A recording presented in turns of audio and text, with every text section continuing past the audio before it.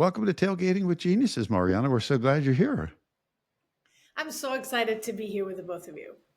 I almost So, wore my leather jacket, but I thought a vest would suffice. that would have To been be overwhelming. That's so tailgating cool. with the both of you. That Well, the is so best thing cool. about an audio format, the leather jacket would have nailed it. But, it didn't happen that way. Doggone it. All right, I'm going to start right out with this. 23 million people have seen your YouTube video of what makes you special. What is it about authenticity that is just so alluring and enticing to people right now? Well, I gave that TEDx talk back in 2017, and in 2023, it was just named the word of the year. So I really think that I saw the writing on the wall in terms of what was going to happen with authenticity in a world of filters and social media and now with AI. And we will get to why it is important to all of the business folks that are listening to this right now in this age of algorithms. But authenticity in general, if you think about it, why do we love authentic people? We're drawn to them, but we find it so hard to be authentic ourselves all the time. And this also So happens true. to me. It's a quality that is a magnet, but we have been socialized since we were, teenagers, that we have to morph and change these parts of ourselves in order to be accepted and to fit in. And lo and behold, now as adults, we realize it's actually the key to not only success, but real meaning in one's lives. So it's really truly living with this dichotomy of acceptance or authenticity. And what I'm doing now, which is work that I'm so passionate about, is teaching audiences how to discover that power of their uniqueness and lead them to business success. So, Mariana, though, isn't like let's call it hats, right? We throughout our lives, we try on hats, we try on affectations. Okay, we think like I remember as a young man, I was like, I loved Uh-oh. punk. I loved punk rock, and I still do. But I remember like trying on the hairstyle and the God. outfits, and I looked like an ass. And I still kind of do. But I tried it on. I was like, could I be that guy? And we all go through lives with certain affectations. Isn't in some way this desire for authenticity just taking off those affectations? And what isn't authentic is us just trying on other things for safety or for fashion reasons. Well, first of all, I want to see you with the whole hairdo and the whole So thing. do I. So I demand a Desperately, you have photo no idea. after we're done with the recording. But besides that, listen, exploring, an itch that you want to scratch is absolutely fine. In fact, that's actually listening to that whisper in your ear of, is this something that could possibly make me happy? Is this a phase that I want to sort of explore? And then deciding, is this really me or not? That's part of the human experience. I think the problem is when you put in a mask, for example, at work. And there's an NYU professor, Kenji Yoshino, who I'm friends with, who speaks about this. This concept of covering, this idea that you have to cover or hide parts of yourself when you go to work, for example, or even when you're with your friends or your in-laws, because you think that they will not be accepting of these parts of yourself. So in that way, it's sort of, you put up a front to be accepted by others, and you start depriving others and of yourself of these unique gifts that you have to offer.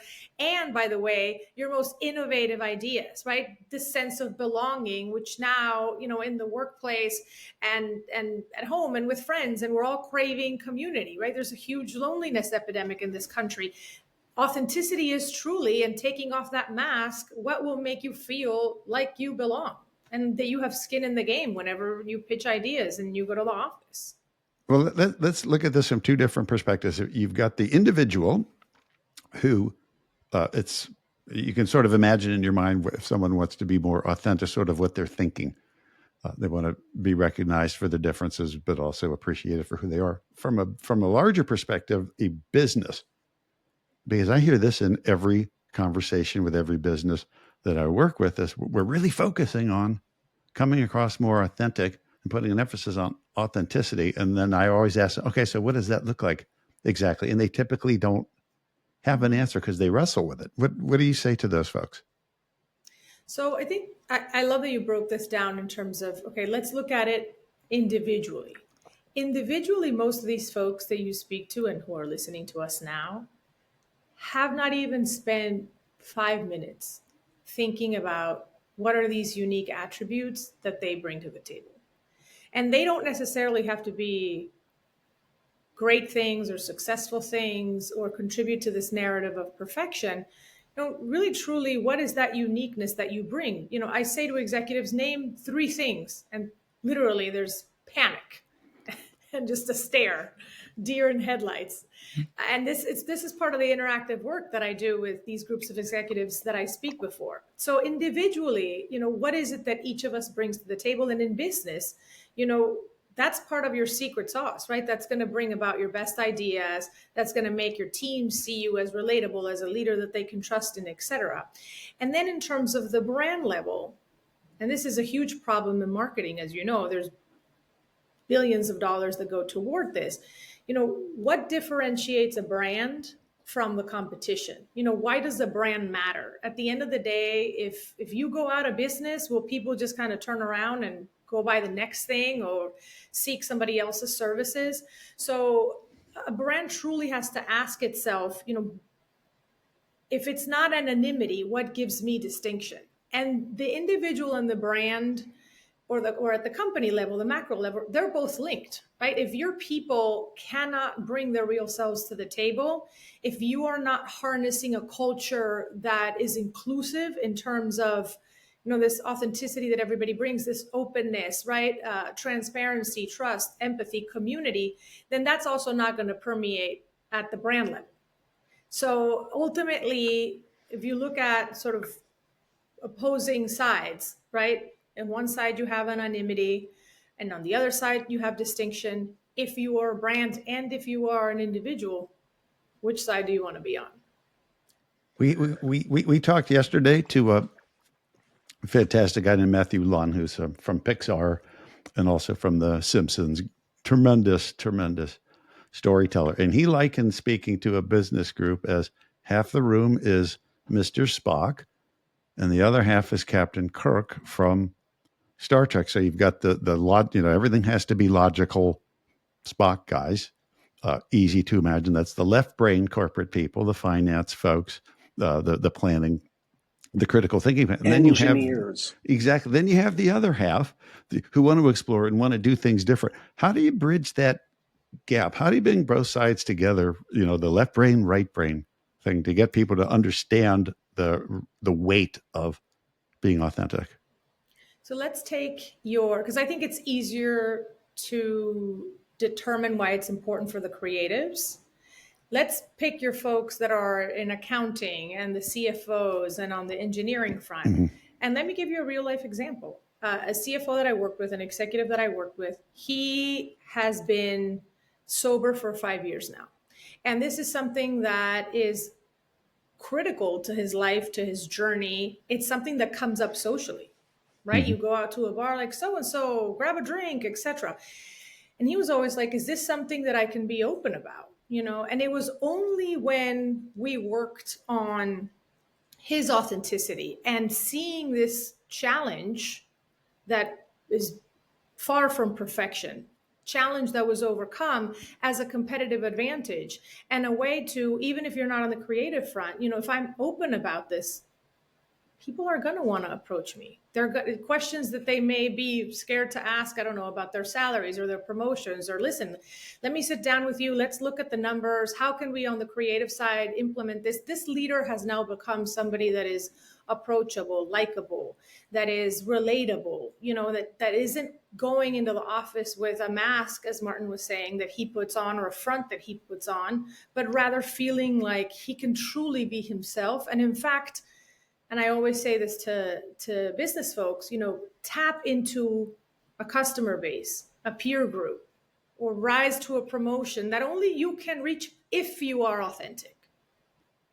Mariana, is it, I don't want to take all of this amazing work and wrap it down into 2 words, but here I go. humility and fear, is what holds people back, sort of the fear of being rejected for being transparent or open about certain things?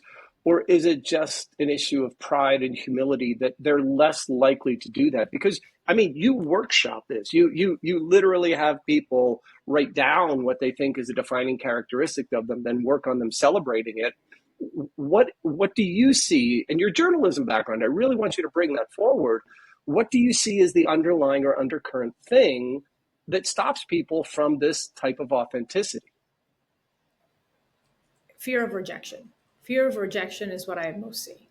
It's fear that I will not be liked, that I will not be accepted. And there's a big component to authenticity, which is vulnerability. People like Brene Brown, who's an expert on vulnerability, she says your vulnerability will determine the depth of your courage and the clarity of your purpose. She uses courage because it takes bravery to be authentic and to overcome that fear of rejection. The second thing that I do with executives, once they define what their unique attributes are, and they're sort of like holding it close to their chest, I'm like, well, now you get to tell us what it is that you wrote down about yourself. And, people with trepidation sort of start raising their hands. But then something really magical happens, which is going back to the example of, the engineer or the accounting person, in terms of creating this culture of openness. When you show up authentically, when you overcome that fear, or even with fear, you still promote that state of openness in yourself, even though you're susceptible to being harmed or to being judged. That empowers other people to show up authentically as well. That starts creating those ripple effects of authenticity of, okay, this is really a place where I feel safe to show up as myself and to overcome that fear. And in my journalism work, I have done, I was telling you guys before, like boots on the ground, embeds, field journalism. That's the brand of journalism that I believe in. And I've done it for over 10 years all over the world. It's incredible that in any given situation, that is a commonality among people. It is absolutely universal, no matter where my interviewee is from. Fascinating. Can I swing this back to the personal side of the equation, personal for you, because clearly what you have done with your life is working. From journalism to speaking to writing to your presence everywhere to your podcast. I mean, how did you accomplish all of that? It's a big question. It's a big question. You have 30 seconds. Yes. I'm going to go over. You're going to have to play Academy Awards wrap-up music for me to wrap this up in 30 seconds, Martin. But, I grew up in Venezuela, in Caracas, Venezuela, my whole life. And I remember being, a little 15-year-old, and my dad had installed this sort of like satellite TV for us to get the American networks back home and sort of keep up with our English. And I just remember watching these badass reporters on television. It was the time of Christiane Amanpour searching for bin Laden and Barbara Walters. And I remember just watching them in a country where freedom of the press was being curtailed and freedom of speech, and saying, I want to be there. That's what I want to do. And this idea of dreaming big that was instilled in me by my parents, and not letting anything deter me. And oftentimes going back to that fear that most often stops us, because Martin, when we talk about fear also, it's incredible. The biggest obstacle to getting what you want and achieving that success you deserve is you when you're not being authentic to what you really want, right? When you're being fake and not honest with yourself. So many times when I feel that fear of, I'm not going to get there, right? I'm not going to make it to an NBC News, or I'm not going to get this podcast on the air, or, what is the next big thing for me? I tried to connect to that 15-year-old girl in her bedroom in Caracas, Venezuela, saying, this is what I want to do with my life. So in a way, this knowing we've always had, it's just the things that happen to us along the way. And when we get in our own way, throughout our lives that we have to shed in order to go back to that knowing? I want to run down a little bit of a path on journalism because I might be a dying breed. I have profound respect for journalists and journalism as a craft. It's not something I've ever done, but and again, I'm definitely aging out. I read 2 newspapers every single morning. Me I too. eat information all the time. And we're now in a climate where we're seeing this incredible shift where we're being told that journalists are not people to trust, and that the truth that a journalist is putting forward, or a story that a journalist is putting forward, is so many filters are sitting on top of it that it's an agenda driven type of thing. I find that fundamentally wrong, especially from providers who have editorial boards. But you, as a still active journalist, what should people be understanding about your craft, about what you do and your compatriots do in telling these stories? What are we getting wrong about the role of the journalist today? I loved you before, Martin, but I love you Oh even boy. more now. You are not a Ken, dying hear that? breed. I really commend you for still reading newspapers. I mean, you're a group of people that is keeping these journalists alive, and especially something as important as local news, things that are really pertinent to people's everyday lives. Yeah. So there's several parts to your question. One, going back to the story that I just told about growing up in Venezuela, I literally come from a country that was prosperous and crumbled, that was democratic and now is authoritarian. And one of those first seeds of discontent was the polarization in journalism, was this idea that, there was no objectivity, and everybody was just catering to opposing views. Then you had the dismantling of traditional media outlets, and now it's pretty much the Wild Wild West. So being a recently minted American citizen, I became a citizen during the pandemic. It's scary for me to see what's happening here, and I feel a responsibility to sound the alarm in that this labeling of journalists as the enemy is Yeah. exactly what I saw in this authoritarian regime that I fled. Mm-hmm. So that's number one. Number two, having received this education at places like NBC News, top tier uh, news organization. No, I also was in the trenches seeing news executives, working journalists, like work their butts off to be able to bring people objective stories, to be able to bring people, all sides of a story, to be able to get those interviews that will make a story that happened in Ferguson, Missouri, where I covered the death of Michael Brown, relatable to somebody in Los Angeles, California, or in Mm-hmm. Ohio, or in Florida. So, the kind of work that goes into being a journalist at this level and also at the local level, I don't think that people realize. The just the years of honing that craft that you talked about and the standards that we're held to.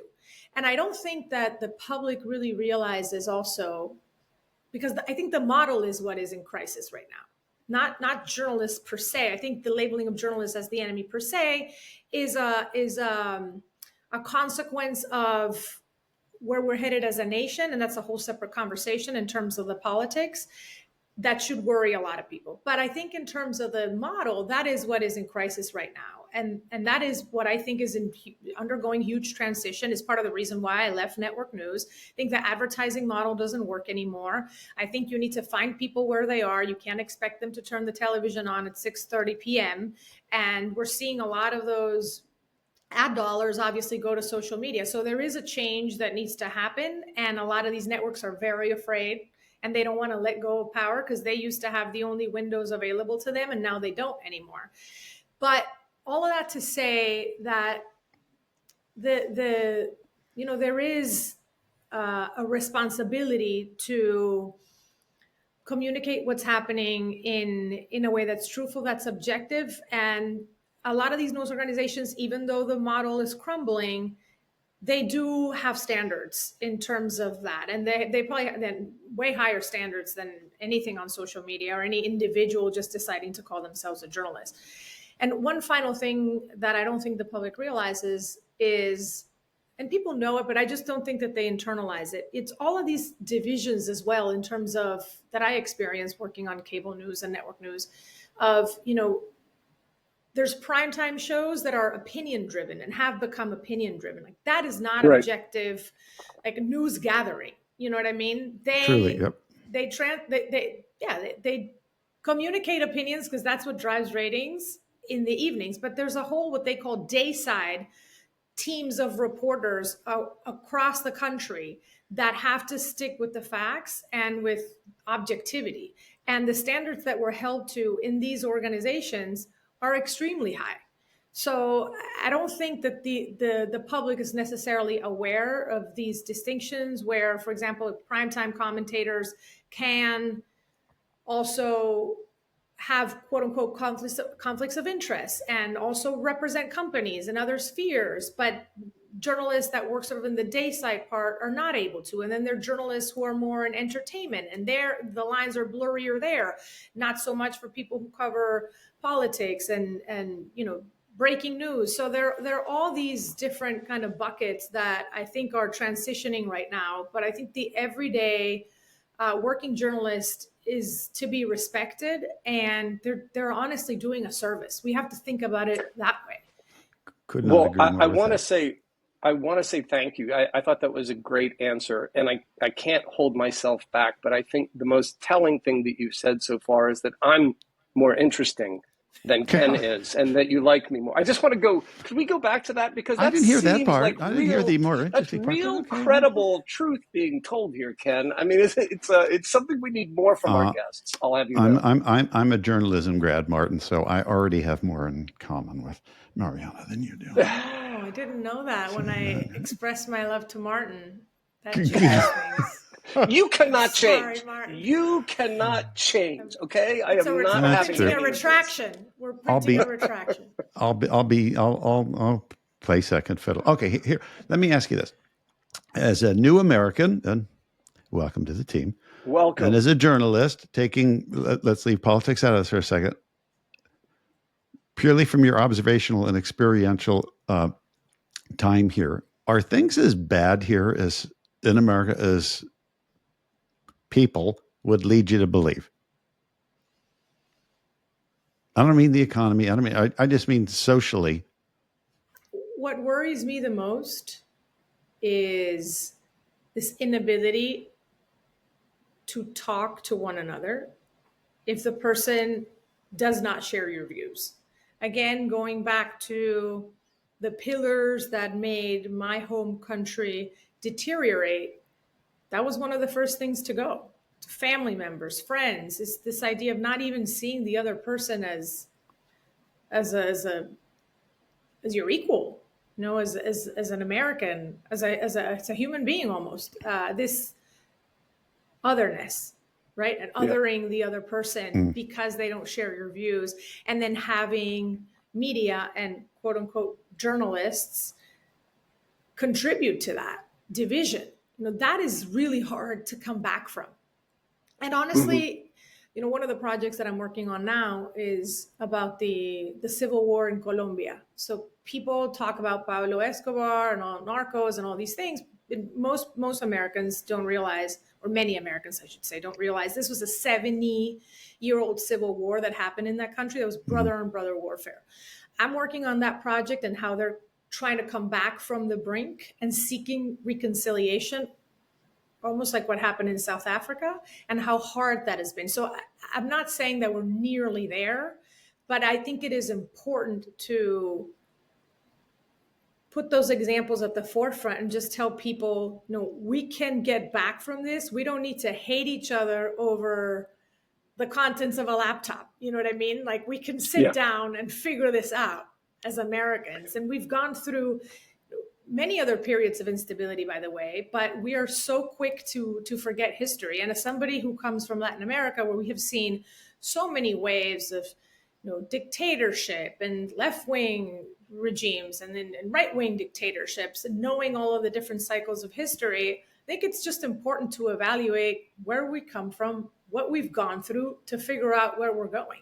And then I'll finish just by saying that, as a journalist, I've covered beats like education, and that really worries me. Because when I see teachers that are taking over state capitals because they're having to Uber all night in order to be able to afford to teach kids in the day, you're like, we're not spending our resources here where we should.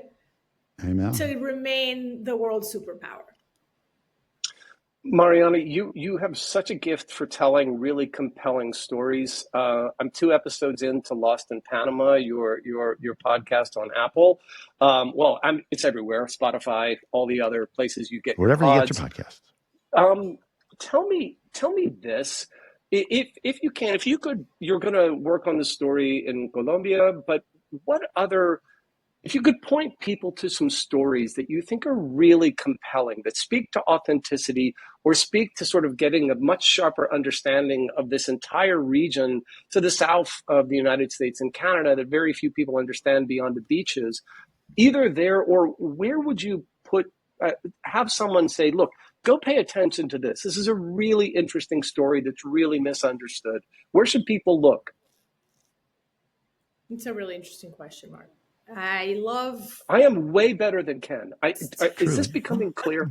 This is really. It's becoming clear that I could talk to you guys for days and days. So I may go over to DC and Atlanta. We'll just have a face-to-face. We'll go tailgating for real. I think that's what we need. Absolutely. Bring it. So, this question fascinates me and bewilders me because I cannot for the life of me understand why we don't pay more attention to what's happening in our own hemisphere. The number of reporters and even diplomats that are assigned to South America versus other parts of the world is just dismal.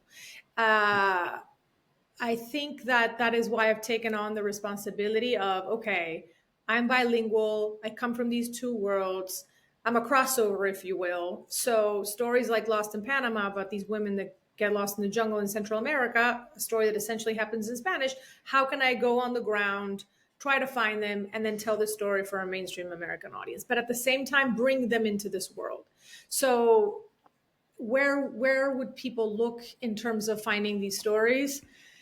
It's a hard one because, again, we just don't have the personnel, I would say, on the ground to be able to communicate these stories effectively because we've never really paid attention to the region as we should. I think that a big resource, honestly, me being Latina, I want to see more Latinos in American newsrooms.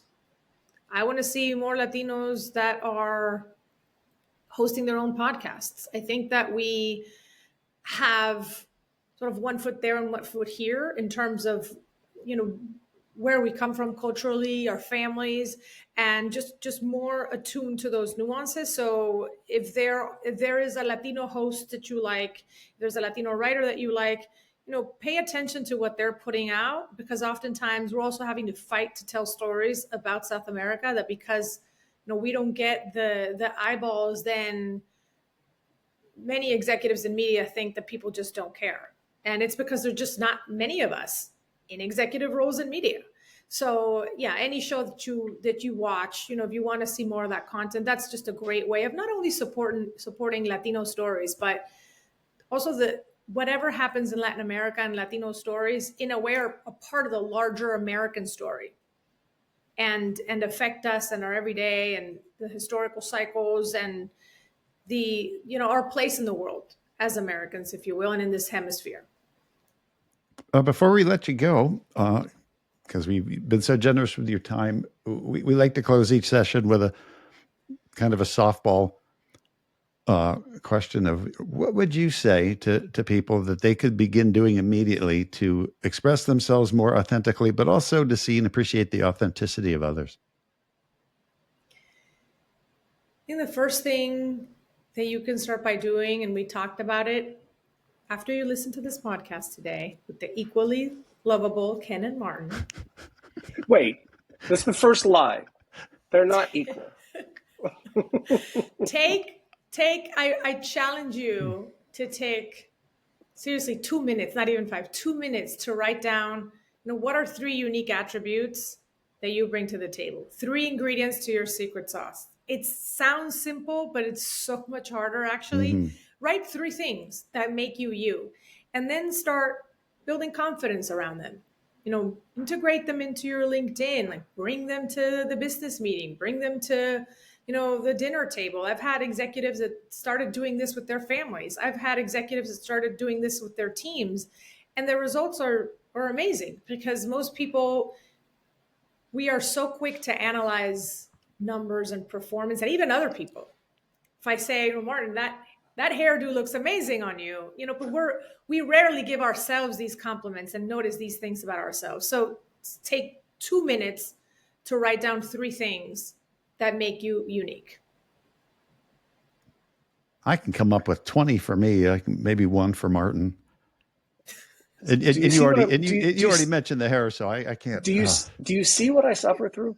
You see what I suffer through, Mariana. Help! I'm blinking. Okay, help! I'm sending this. Bring me on again. This is I'm taking in this relationship for the first time. Yeah, I'll be more prepared to be the mediator next time. Oh, I would. Perfect. Yes, well, we're going to take you up on that. I'm going to chase you, and you'll regret ever having said that.